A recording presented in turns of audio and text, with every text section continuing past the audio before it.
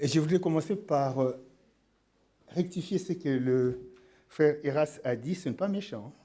Vous allez savoir le pourquoi. Il a dit que nous prions pour le pasteur qui va prêcher. Je ne suis pas le pasteur de l'église. C'est ça seulement que je voulais dire. Donc il a dit ça dans sa prière. Mais pourquoi je l'ai dit? Ceux des chrétiens, ils le savent. Mais nous avons des invités parmi nous. C'est pourquoi je voulais rectifier. Même ces invités-là savent que le pasteur, c'est le pasteur Serge. Mais l'essentiel est de le préciser. OK? Que Dieu nous bénisse. Voilà. Donc, bonjour à tous et à toutes.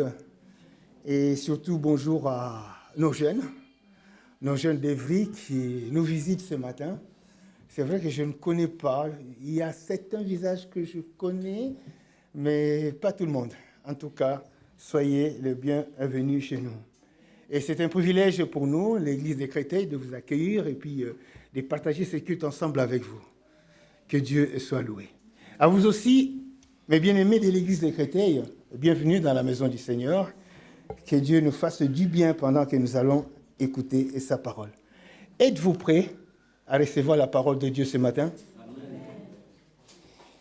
Alors, si vous êtes prêts, Dieu va parler. Parce que Dieu nous parle tout le temps. Dans les prédications, chez nous à la maison. Ce matin, nous sommes exprimés pour lui. Nous avons chanté, nous avons loué, nous avons prié. Et maintenant, il dit, écoute mes enfants, je vais aussi vous parler. Mais je suis qu'un simple serviteur que Dieu va utiliser aujourd'hui. Et que sa parole soit bénie et que la paix du Seigneur nous accompagne pendant que nous allons partager la parole de Dieu. Alors, le frère Eric nous a fait lire 2 textes et il a dit dans le contexte de la Pâque. Et moi aussi, je vais aller toujours dans ce contexte de la Pâque, mais dans une autre version. Parce que le frère Eric, il a mis l'accent sur le pardon, sur l'amour, bien que dans ces textes, nous en parlerons aussi. Mais, frères et sœurs, nous venons de fêter, si vous voulez, la fête des Pâques. Mais qu'est-ce que symbolise cette fête des Pâques? Nous avons fêté, nous avons entendu les prédications, nous avons retenu certaines choses, mais ce matin, c'est seulement un rappel. Et ce rappel consiste que la fête des Pâques symbolise pour nous les chrétiens le passage de la mort à la vie.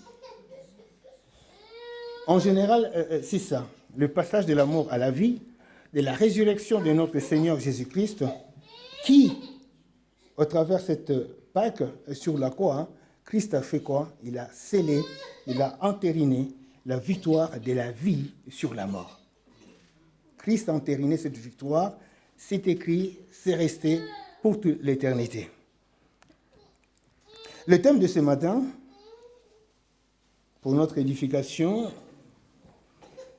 je peux l'introduire ou l'intituler « Mort et ressuscité avec Christ, notre vie ». Mort et ressuscité avec Christ, notre vie. Ou encore, vivre en ressuscité. Sur ce, nous allons lire 2 textes. Le premier se trouve dans Colossiens 3, 1 à 4, et le second dans Romains 6, 3 à 4. Prenons le premier texte, Colossiens. Si donc vous êtes ressuscités avec Christ, cherchez les choses d'en haut, où Christ est assis à la droite de Dieu. Premier verbe. Cherchez les choses d'en haut, où Christ est assis à la droite de Dieu. Affectionnez-vous aux choses d'en haut, et non à celles qui sont sur la terre. Et pourtant que là, je me présente devant vous, je suis sur la terre, n'est-ce pas? Mais au début, j'ai dit que les choses d'en haut, et vous comprendrez pourquoi. Car vous êtes morts, et votre vie est cachée avec qui? Avec Christ en Dieu. Nos vies, chacune de nos vies, sont cachées avec Christ bien-aimé en Dieu. Et la raison l'apôtre Paul dit cela, il dit, quand Christ, votre vie, paraîtra, alors vous paraîtrez aussi avec lui dans la gloire. C'est clair pour vous? Non? C'est la parole de Dieu. Quand Christ, votre vie, paraîtra, alors vous paraîtrez aussi avec lui dans la gloire. Le second texte, c'est dans Romains 6, 3 à 4. Lisons. Ignorez-vous que nous tous, vous et moi, avons été baptisés en Christ et Jésus? C'est en sa mort que nous avons été baptisés. Nous avons donc été ensevelis avec lui dans la mort par le baptême, afin que comme Christ est ressuscité d'entre les morts par la gloire du Père, de même, nous aussi, nous marchons en nouveauté de vie. De même, comme Christ est ressuscité d'entre les morts, nous aussi marchons en nouveauté de vie.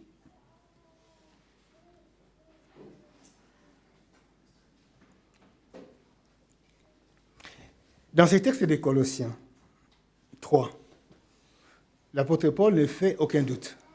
Il ne fait aucun doute que nous, les croyants, nous sommes ressuscités avec Christ. Il les confirme, l'apôtre Paul. Et c'est là, bien-aimé, c'est un fait accompli. Car Christ, à la croix, qu'est-ce qu'il a dit? Que tout est accompli. Rien, Christ, en montant vers le Père, a dit que non, ça, je n'ai pas accompli, ça, c'est vous qui allez l'accomplir. Non. Christ a dit publiquement que tout est accompli. Et si Christ l'a dit que tout est accompli, spirituellement, pour nous, bien-aimés, nous sommes entrés dans la mort et la résurrection de Christ le jour de notre conversion. Le jour de notre conversion, nous sommes chacun et chacune rentrés dans la mort et la résurrection de Christ. Mais ce n'est pas seulement ces jours-là. Les jours de notre baptême par immersion, qu'est-ce qui s'est passé? Nous sommes ressuscités avec Christ. Et si nous sommes ressuscités avec Christ, nous devenons alors vivants avec lui pour toujours, pour toute l'éternité. Amen. Ces deux textes que nous venons de lire, bien-aimés, vont nous aider à mieux comprendre certaines vérités, certaines réalités et certaines bénédictions de Dieu en sa volonté, comment nous comporter pour mieux vivre notre vie de ressuscités, bien-aimés, et morts en Christ, notre vie. Si on vous posait la question, est-ce que Christ est votre vie? Comment allez-vous répondre? Amen. Merci, ma soeur. Christ est notre vie. Ce matin, nous tous, nous sommes là. C'est l'effet de sa grâce. C'est l'effet de sa grâce. C'est lui qui nous donne cette vie d'être là. C'est lui qui nous a donné la force d'être là. C'est lui qui nous a protégé tous nos jeunes en venant de vie jusqu'ici. Donc il les a protégés. Ces anges ont campé autour de ces jeunes. Et ils sont arrivés. Nous les avons accueillis avec joie. Sans incident, sans accident. Qui les a protégés? C'est notre Jésus. Seigneur et Jésus-Christ. Oui, Christ est notre vie. C'est vrai que pour moi, entre parenthèses, j'ai passé une semaine difficile. Vous connaissez tous ce qu'on appelle la rage d'une dent. Et c'était tellement difficile pour moi. Et pourtant que j'avais un message à préparer. Donc le fait que je me plongeais dans la parole de Dieu, et ça a lancé. J'ai dit, Satan, éloigne-toi de moi. Éloigne-toi de moi. C'était difficile. Mais maintenant, si j'arrive à vous parler, à m'exprimer, je peux dire, comme vous, c'est grâce à Jésus-Christ. Oui, Christ bien-aimé est notre vie. Mais il y a une chose, nous proclamons, nous venons de le faire, que Christ est notre vie, dans la joie, avec force et puissance. Nous proclamons facilement que nous sommes chrétiennes et chrétiens. Ça c'est vrai, hein? On peut aller, mais qui êtes-vous? Je suis chrétien, je suis enfant de Dieu. Nous les proclamons facilement, parce que c'est la vérité. Nous vivons cette vérité chacun et chacune, bien-aimés. Nous sommes unis avec Christ par la foi en Dieu pour l'éternité. Mais posons-nous une question. je me suis posé moi-même.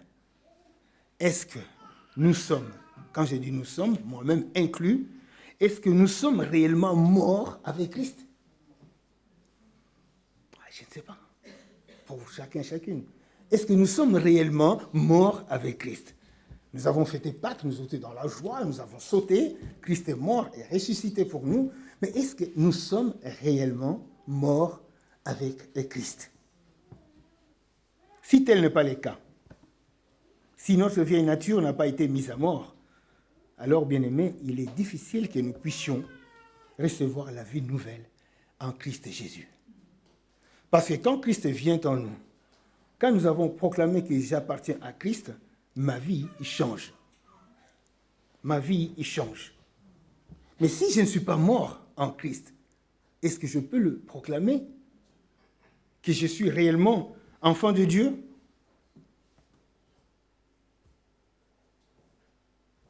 En somme, si nous n'avons pas reçu la vie nouvelle, comment pouvons-nous affirmer que réellement nous sommes les enfants de Dieu, que Dieu est notre Père? Si nous ne l'avons pas reçu, que cette question reste posée pour chacun et chacune. En ce moment que l'Esprit de Dieu touche le cœur de chacun et de chacune, est-ce que je suis réellement mort avec Christ?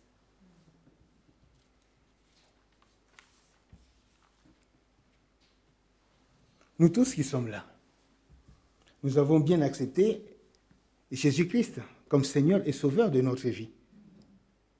Alors, au moment où nous l'avons accepté comme Seigneur et Sauveur de notre vie, nous sommes nés de nouveau. Nous sommes nés de nouveau. Et bien-aimés, les choses anciennes sont passées. Voici maintenant que toutes choses sont devenues nouvelles. Et nous vivons en nouveauté de vie, chacun, chacune. Je ne peux pas vous rendre un témoignage, mais un jour je le ferai. Pour le peuple de Dieu, j'aimais beaucoup me battre. À l'époque, on m'appelait Barracuda.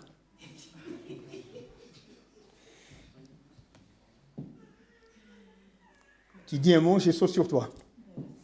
Tu dis un mot à ma soeur ou à mon frère, ce n'est plus son problème, c'est mon problème.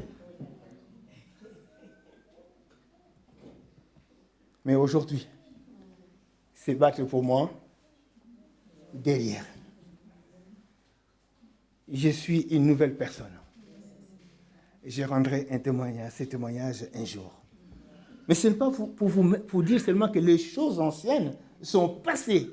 Voici que toutes choses sont devenues nouvelles en vous et en moi. Alors, si nous sommes devenus des êtres nouveaux, nous devons vivre notre nouvelle vie avec qui? C'est lui qui est mort et ressuscité pour nous, c'est Jésus-Christ. Amen. Alors, pour cela, revêtons-nous du comportement de Christ. Est-ce que nous nous revêtons vraiment du comportement de Christ? Christ, dans sa mort et sa résurrection, qu'est-ce qu'il a fait? Christ, il nous a ôté les habits du déshonneur. Christ nous a ôté les habits de la honte. Christ nous a ôté les habits ou l'uniforme qui nous condamnaient à mort pour toujours. Sur la croix, Christ nous a ôté cela. Dans sa résurrection, nous ne sommes plus les condamnés à mort. Nous n'avons plus cet uniforme d'avant. Le mensonge, la méchanceté, les bagarres, etc., etc. Nous avons une nouvelle, chacun, chacune, une nouvelle uniforme. Alors, revêtons-nous de ce comportement de Christ et marchons en nouveauté de vie chaque jour avec lui. Oui, Christ est notre vie bien-aimée. Sur la croix, il s'est passé beaucoup de choses sur la croix. Beaucoup de choses. Nous avons parlé que de la mort et de la résurrection. Mais sur la croix, Paul confirme que Christ est non seulement mort pour le péché. Christ est non seulement mort pour le péché, ni pour payer le prix. Oui, Christ l'a fait, il est mort pour le péché, il a payé le prix, mais il est mort au péché. Amen. Christ est mort au péché, et bien-aimé. Christ a brisé la tyrannie du péché. Christ a anéanti la puissance du péché en nous qui sommes nés de nouveau. Amen. Christ l'a fait une fois pour toutes, puisque nous sommes en lui par le Saint-Esprit qui vit en nous. Et savez-vous que nous sommes les temples du Saint-Esprit? Que le Saint-Esprit habite en nous? Si nous nous comportons comme Christ attend de nous, n'allons pas attrister celui qui habite en nous. C'est lui qui nous aide à comprendre la parole de Dieu comme à ce moment que vous la comprenez. C'est l'Esprit de Dieu qui habite en nous. Peuple de Dieu, vous qui êtes là, sachez-le que c'est une vérité et que nous pouvons proclamer tous les jours. Nous sommes réellement morts au péché. Le péché n'a plus de pouvoir sur nous.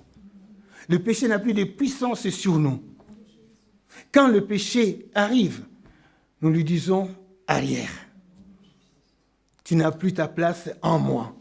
Je suis une nouvelle créature. Christ t'a vaincu sur la croix. La victoire de Christ sur la croix dans ma vie est ma victoire. Que le péché s'éloigne de nous. Néanmoins, nous sommes faibles, n'est-ce pas? Nous tombons parfois. Et c'est pourquoi Dieu nous dit sanctifiez-vous tous les jours. Sanctifions-nous tous les jours, bien-aimés. Christ, encore une fois, est notre vie. Et nous vivons en lui et lui en nous. Amen.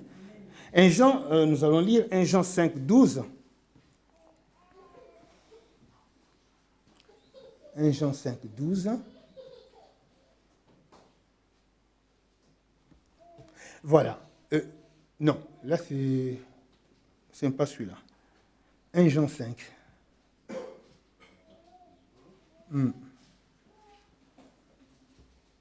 Sinon, je peux le lire. Il n'est pas? D'accord, ok. Excusez-moi. Nous allons lire les textes. Je l'ai zappé quand j'ai envoyé à mon frère. Donc 1 Jean 5, verset 12 dit ceci. C'est lui qui a le Fils, à quoi hein? Il a la vie. C'est lui qui a le Fils à la vie. C'est lui qui n'a pas le Fils de Dieu n'a pas la vie. Ces textes, parfois, quand j'étais encore jeune converti, parfois ça me troublait. Je me suis dit, mais c'est lui qui a le Fils à la vie. C'est lui qui n'a pas, le Fils de Dieu n'a pas la vie. J'ai dit, mais Seigneur, mais ceux qui ne te connaissent pas, donc ceux qui n'ont pas la vie. Parfois, ça me troublait. Mais en grandissant, j'ai dit que la parole du Seigneur est toujours la vérité. Dieu nous éclaire, puisque nous nous approchons de lui, puisque nous laissons l'Esprit de Dieu agir en nous, et l'Esprit de Dieu nous ouvre les yeux pour comprendre réellement la parole de Dieu. Amen. Oui, c'est lui qui a le Fils à la vie. Car la vie ne se trouve qu'en Jésus-Christ. Il est donc impossible de l'obtenir en dehors de Jésus-Christ. Pourquoi? Parce que Christ a dit, je suis le chemin, la vérité et la vie. Nul ne vient au Père que par moi.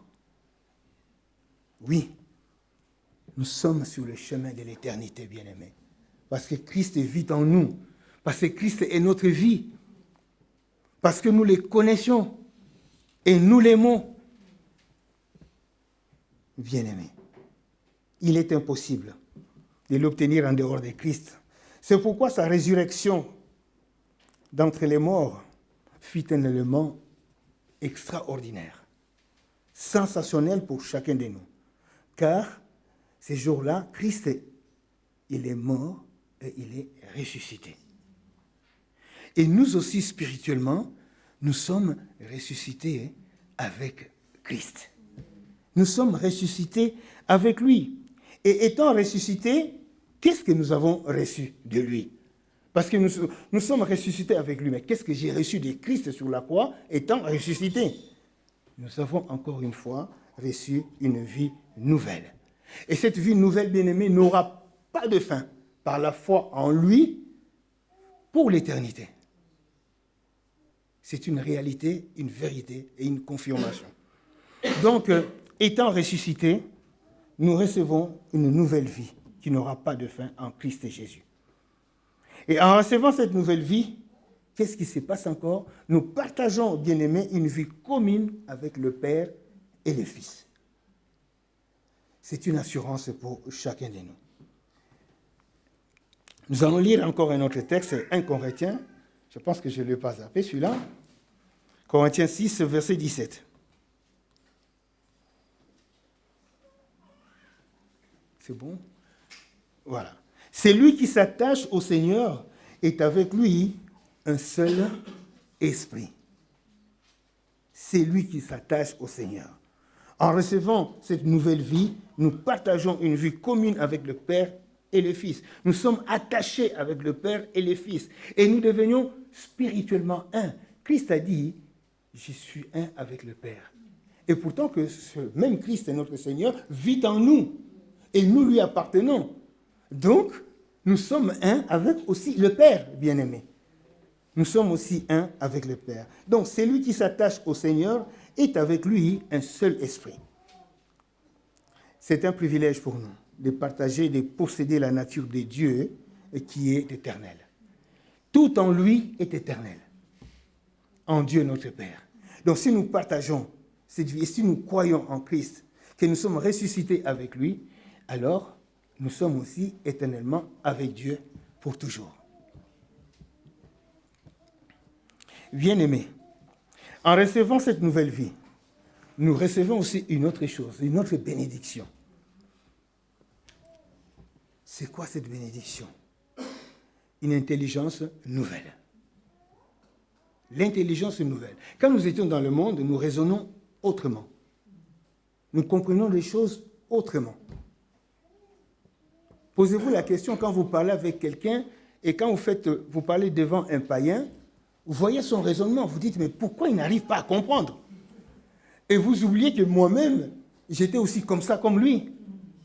Mais en recevant cette nouvelle vie en Christ et Jésus, notre Seigneur bien-aimé, nous recevons aussi une intelligence nouvelle pour mieux raisonner, pour mieux marcher en nouveauté de vie par le Saint-Esprit qui vit en nous. C'est ça le chemin de la sanctification, de notre progrès de tous les jours.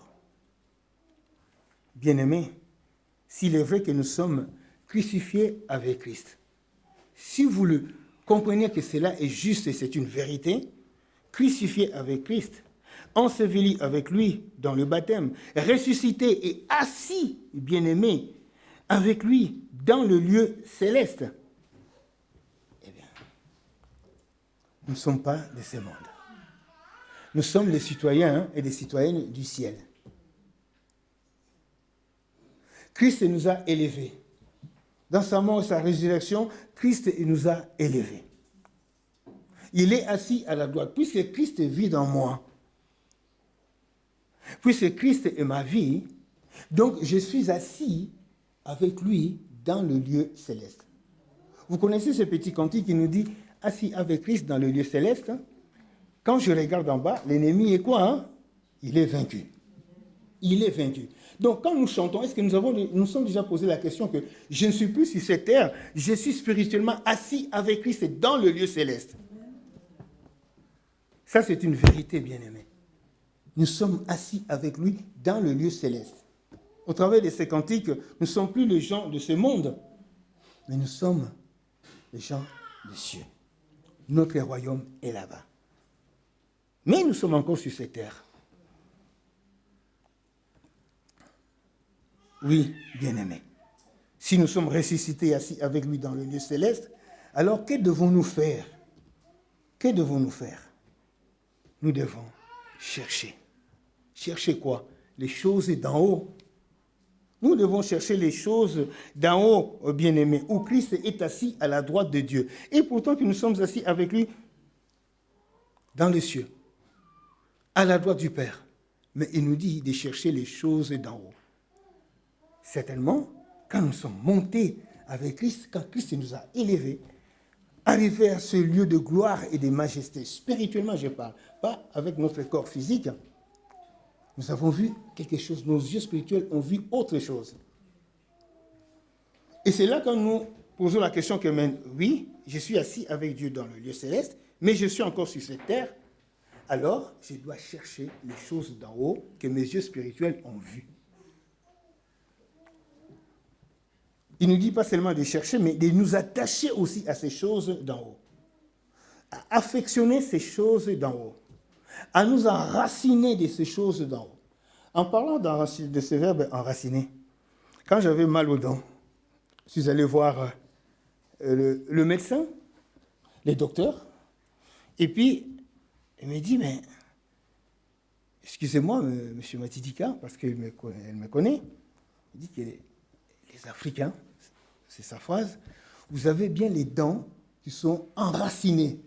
Ce n'est pas facile d'arracher les dents des Africains. C'est tellement que c'est enraciné. Écoutez ma réponse. Je lui dis clairement, je suis enraciné en Christ Jésus. Je suis enraciné en Christ Jésus. Comme le médecin, elle nous connaît, elle sait que nous sommes des croyants, elle a étudié avec notre fille ensemble, ils étaient à l'école, et puis elle connaît quand même notre position spirituelle. Elle a rigolé. Elle a rigolé. Mais simplement, bien aimé, pour vous dire que attachons-nous, affectionnons-nous, enracinons-nous aux choses d'en haut et non celles qui sont sur la terre. Les saviez-vous? C'est la responsabilité de chacun et de chacune. Moi-même, c'est ma responsabilité, c'est notre responsabilité en tant qu'enfant de Dieu de chercher les choses d'en haut et non les choses qui sont sur la terre.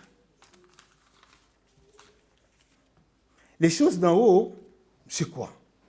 Ce sont tous ces dons, tous les biens célestes dont Christ est pour nous la source. Il vit en nous, nous sommes en lui, nous demeurons en lui. Alors, les choses d'en haut sont tous ces biens célestes dont Christ est pour nous la source. Nous pouvons aussi dire que les choses d'en haut désignent les valeurs spirituelles qui caractérisent Christ. Les choses d'en haut, ce sont des valeurs spirituelles. Assis avec Christ dans les lieux célestes, nous avons en lui ces valeurs spirituelles. Ces choses d'en haut. Notre frère nous a projeté un chant que nous avons chanté. J'ai la vie de Dieu en moi. J'ai sa nature. J'ai sa capacité. J'ai sa force. J'ai sa paix. J'ai son amour. Les choses d'en haut, bien-aimés, ce sont ces choses-là. Parce que nous sommes unis avec Christ. Nous sommes un avec lui. Et lui demeure en nous. Donc, ces choses dont Christ est la source, ces choses d'en haut que nous avons chantées, que nous pouvons aujourd'hui, donc, que je peux vous partager, avec vous, cherchons-les. Cherchons-les. La tendresse. Est-ce que sommes-nous tendres? La bonté. Est-ce que nous avons la bonté? La douceur. Est-ce que je suis doux? La patience. Est-ce que j'en ai? La sagesse. On dit toujours que quand on vieillit, on est sage. C'est vrai que je suis peut-être le plus âgé parmi vous. Est-ce que je suis sage? C'est une question. Hein? C'est une question, bien-aimé. Est-ce que je suis sage? Est-ce que je pardonne? Nous avons chanté ensemble. Est-ce que je pardonne? Est-ce que j'arrive à pardonner? Est-ce que j'ai la paix dans ce monde où ça? Partout où il y a la guerre, il n'y a pas la paix. Est-ce que moi j'ai la paix de Christ en moi? Est-ce que nous avons la paix de Dieu en nous? Qui est sa nature? Est-ce que nous l'avons? Est-ce que nous avons la joie? La joie. Vous savez, ce qui vole notre joie, c'est quoi? Ce sont nos inquiétudes. Ce sont les péchés. Les péchés nous volent la joie, bien-aimés. Mais quand je suis joyeux ou joyeuse, j'ai la force. Parce que Christ a triomphé la détresse. Christ a triomphé toutes ces choses sur la croix. Est-ce que j'ai l'amour? Est-ce que j'aime mon frère, ma soeur, comme Dieu me dit de l'aimer? Est-ce que j'aime les non-croyants, comme Dieu me le demande? Hier, il y avait l'évangélisation. Ceux qui sont allés pour évangéliser, bien-aimés, ils devaient avoir cet amour. Parce que ces personnes qui ne connaissent pas Dieu, ce sont quand même les créatures de Dieu. Il faut les aimer, il faut leur parler de Dieu. Bien que nous pouvons dire que nous sommes en particulier les enfants de Dieu, parce que nous appelons Dieu notre Père, et ne peuvent pas appeler Dieu leur Père, mais ce sont ces créatures. Nous devons avoir de l'amour pour aller vers ces personnes et leur annoncer l'évangile de la joie et de la vie.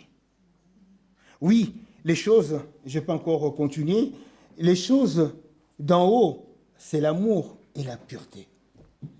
Est-ce que je suis sur le chemin droit? Est-ce que je marche dans la sanctification? Est-ce que je suis purifié? Nous avons pris la Sainte Seine, que le sang de Jésus nous purifie de tout péché, de toute iniquité. Oui, le sang de Jésus nous a lavés de toutes ces choses. Mais est-ce que réellement je suis sur la bonne voie? La voie de la vérité, la voie droite. N'oublions pas que nous nous préparons pour la félicité éternelle. Le salut est personnel. N'oublions pas, c'est là. Bien-aimés, nous avons partagé les choses d'en haut. Nous les avons énumérées.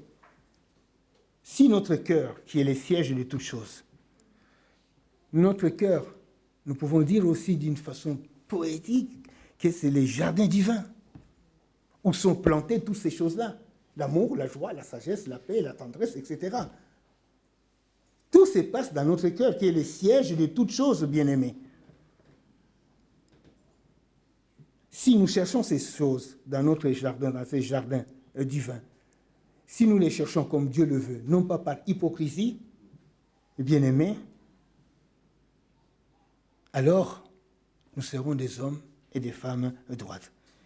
Mais si nous les cherchons d'une autre façon, bien-aimés, c'est une honte pour nous d'être appelés enfants de Dieu. Ce n'est pas de la bonne manière. Éloignons-nous d'une mauvaise façon de l'hypocrisie des pharisiens pour qu'ils voient que nous sommes des chrétiens et puis au-dedans de nous, nous ne sommes pas. Éloignons-nous de tout cela.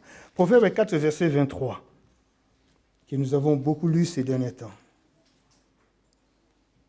Garde ton cœur, puisque plus toute autre chose, bien-aimé, car de lui, ils viennent les sources de quoi? De la vie. Le cœur. Le cœur a des sentiments. Le cœur pleure. Le cœur raisonne. Le cœur comprend. Mais Dieu nous dit, garde ton cœur plus que toute autre chose, car de lui viennent les sources de la vie. N'attachons-nous pas, bien-aimés. N'affectionnons pas, bien-aimés, notre esprit, nos pensées, nos désirs aux choses du monde. Les choses du monde passeront. Ces choses passeront.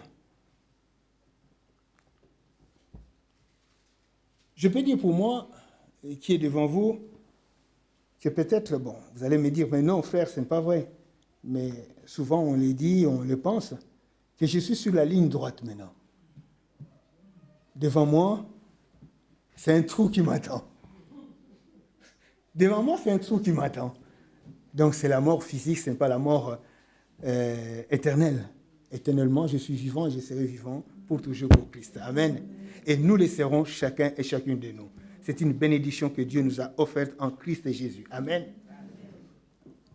Mais sachons-le que nous sommes poussière, nous retournons dans la poussière. Et c'est cette vérité pour tout le monde. Et moi, peut-être, je me suis dit, bon, peut-être, Seigneur, je suis là. Donc, je dois marcher en nouveauté de vie tous les jours. Que je ne puisse pas être disqualifié. Vous savez, les coureurs, quand ils courent, chacun a sa voie. Si tu débordes sur la voie de l'autre, tu es quoi, hein? Disqualifié. Je ne veux pas être disqualifié. Je veux courir là où Dieu m'a dit, cours et va jusqu'au bout. L'apôtre Paul en est l'exemple parfait pour nous.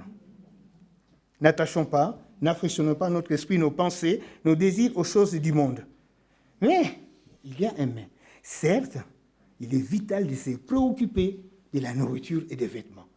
Ce n'est pas vrai? Nous avons besoin de manger. Nous avons besoin... Regarde, est-ce que personne aujourd'hui est sans vêtements? Non, nous sommes tous habillés. Nous sommes tous habillés pour venir ici.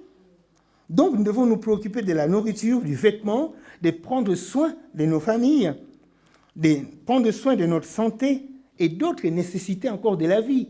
Par exemple, actuellement, à l'époque, on se mettait devant, les gens se donnaient rendez-vous. Ma grand-mère me disait toujours, on allait laver les habits au bord d'une rivière. Tout le monde s'est donné rendez-vous pour aller laver les habits, c'était des choses, etc. Bref, mais aujourd'hui, nous avons besoin de quoi? D'une machine à laver, n'est-ce pas? Donc, c'est un besoin vital pour nous à la maison. Dieu n'est pas contre que nous puissions avoir ses besoins vitaux. Et pourtant, que ce sont les choses de la terre. On ne me mettra pas dans mon cercueil, on ne mettra pas ma machine à laver dedans. Ce n'est pas possible. Mais mon âme, quand le Seigneur va dire, c'est bon, j'irai avec les choses de la tendresse, la bonté, la douceur, la patience, la sagesse. Les choses d'en haut. Ces choses vont rester sur la terre.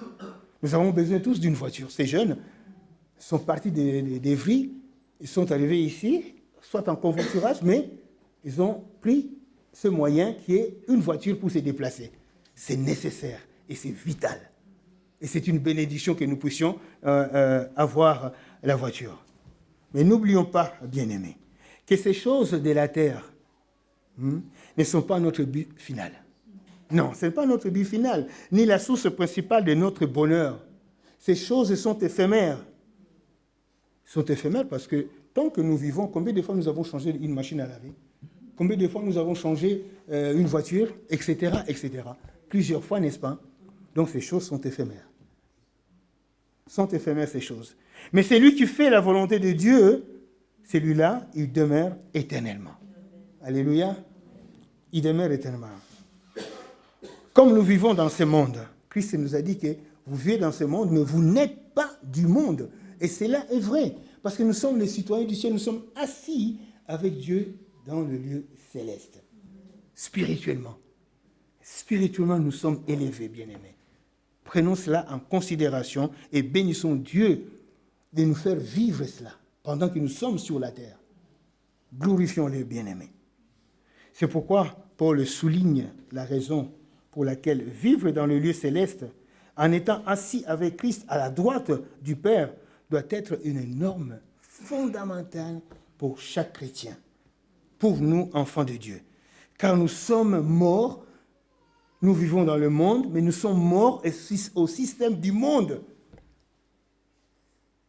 Ce monde où Satan est le prince, il se considère le prince vaincu, mais il nous dit que ce monde m'appartient. Et nous vivons dans ce monde, nous appartenons à qui? À Christ qui a triomphé de Satan, qui l'a écrasé sur la croix. Nous sommes morts et ressuscités avec lui. Donc nous sommes morts au système du monde. Non seulement nous sommes morts au péché, mais notre vie, voilà encore quelque chose de merveilleux, une vérité extraordinaire. Nous ne sommes pas seulement morts au péché, mais notre vie est cachée. Et cachée en qui? En Christ, qui s'est livré, qui s'est donné et pour nous. Christ nous fait comme ça. Nous lui appartenons. Alors, nous arrivons presque à la fin. Que signifie cacher avec Christ en Dieu? Qu'est-ce que cela signifie-t-il, cacher avec Christ en Dieu? Premièrement, parce que notre vie nouvelle est cachée du monde. Notre vie nouvelle. Les gens du monde ne le voient pas en nous. Les païens sont incapables de saisir le sens complet de la nouvelle vie d'un chrétien ou d'une chrétienne. Ils sont incapables. Parce qu'ils disent, même que ce soit au travail, mais moi je ne te comprends pas, tu as changé. Mais tu as changé, tu n'étais pas comme ça. Mais ils n'arrivent pas à comprendre ces changements, bien-aimés. Alors lisons 1 Corinthiens 2, 14, qui nous dit ceci.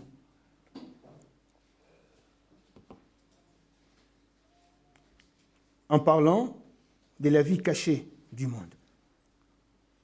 Alors il nous dit, mais l'homme naturel n'accepte pas les choses de l'Esprit de Dieu, car elles sont une folie pour lui.